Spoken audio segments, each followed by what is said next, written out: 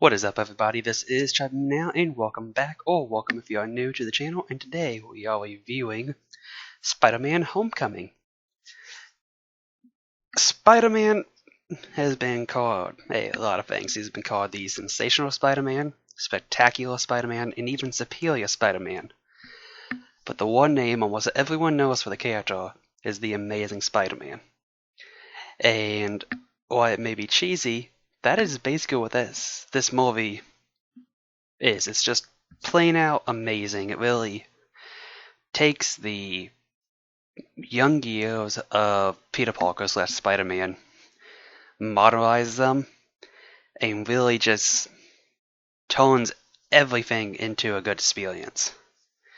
Almost everything.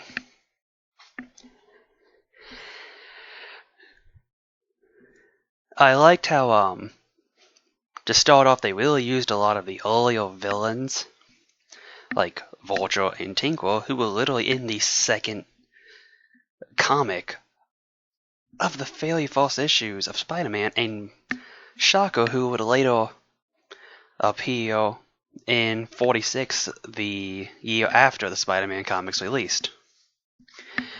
And then outside of, characters that they used from his early years, the original characters that they came out with, like Ned, who was completely based off of a mix-max of characters.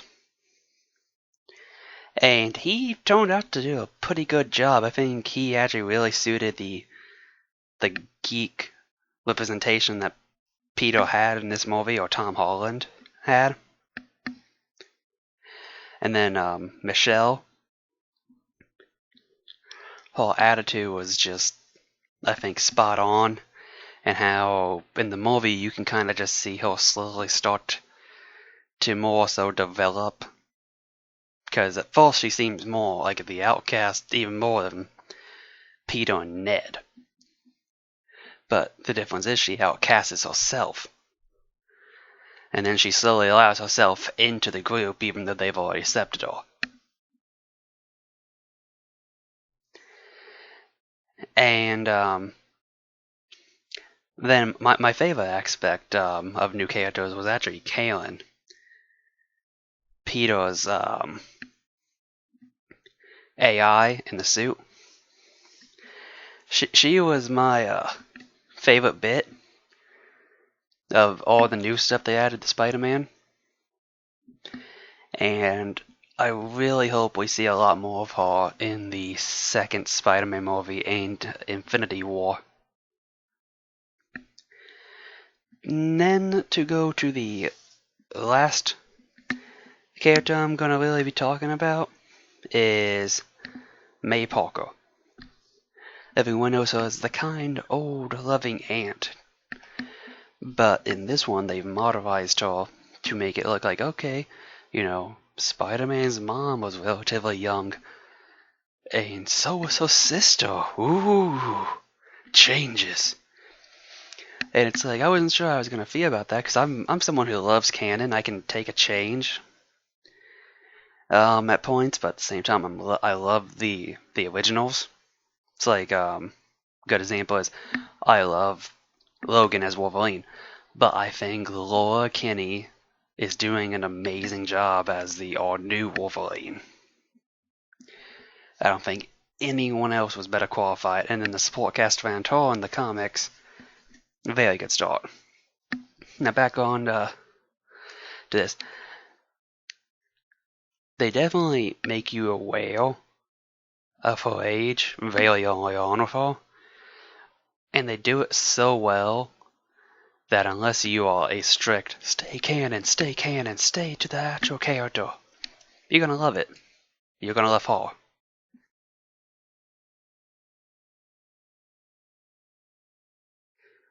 Outside of the pros of the movie, which there's a ton more, but I don't want to spoil it, let's get into the cons.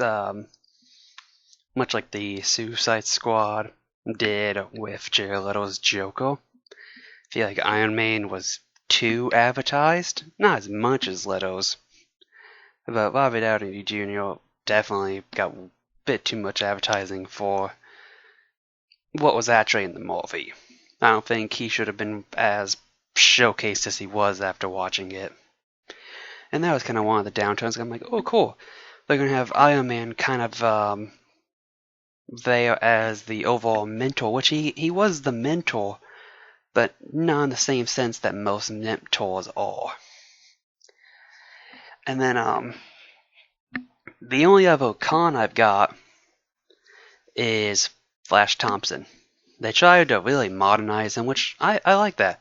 The entire movie was modernized, and I think it really went well, but Flash Thompson was the one thing I couldn't get there. Because instead of being this big jock that just bullies the living hell out of Peter, he's a smug rich kid, which is actually he's actually smaller. I think he's either smaller or as tall as Peter, and he's got no real weight. I mean, hell, the guy's on a debate team. It's like, who are you threatening? Are you gonna challenge me mentally? That's not Flash Thompson. You don't sit there and see Flash Thompson like, oh no, he's gonna play with my mind. And that was an even bigger letdown than Iron Man was. And overall, I think they should have stuck with the original character. But hey, you did a lot of good things, just only a few bad things. Overall, my impression of the movie was just, even for a Marvel movie, it was really refreshing in terms of like what they normally put out. It felt different because Spider-Man was he's more grounded than the other heroes are. Like when the Avengers came out, they already top tier heroes. Spider-Man still on the level of, well, not on, but near the level of characters like Daredevil and Luke Cage. He stays the street. He still does, even though he's on the New Avengers and everything in the comics. Not in the New Avengers right now, but in the Avengers currently.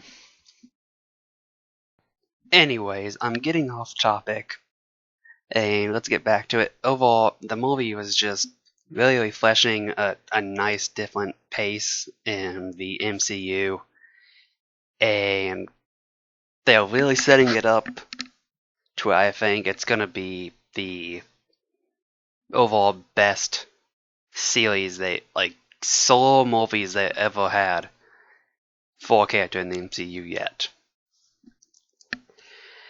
Out of between 1 and 5, well, 0 and 5, I would probably give this movie a 4.8.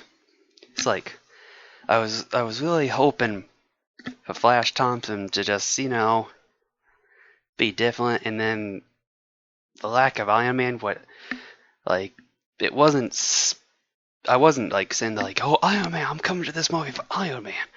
But it was just kind of a letdown. So it's like, I'm literally just taking a 0.2 based off the 2 cons I saw in it, at least for me.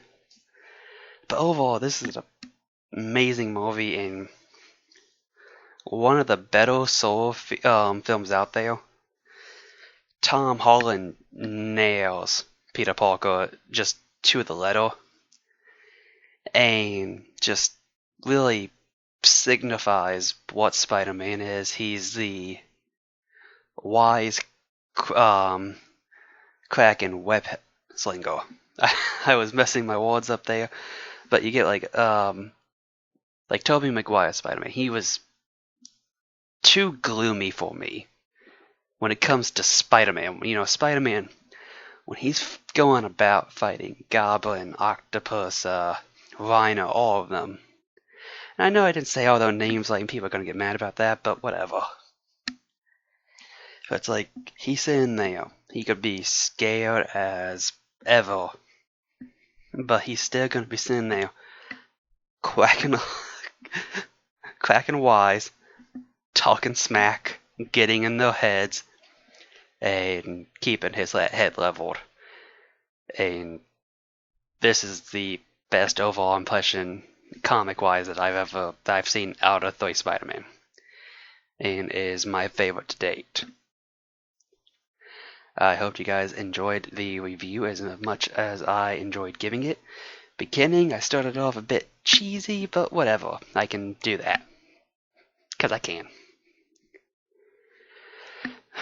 Anyways, if you guys enjoyed, please give this video a like to show your support. If you have anyone that is not sure if they want to see the movie and are waiting for reviews, please send them here. And if you got anything to say down in the comments, what future videos you'd like, what you got to say about the new Spider-Man movie, just try not to leave spoilers there for people, which I know now that I've said it, a lot of people will.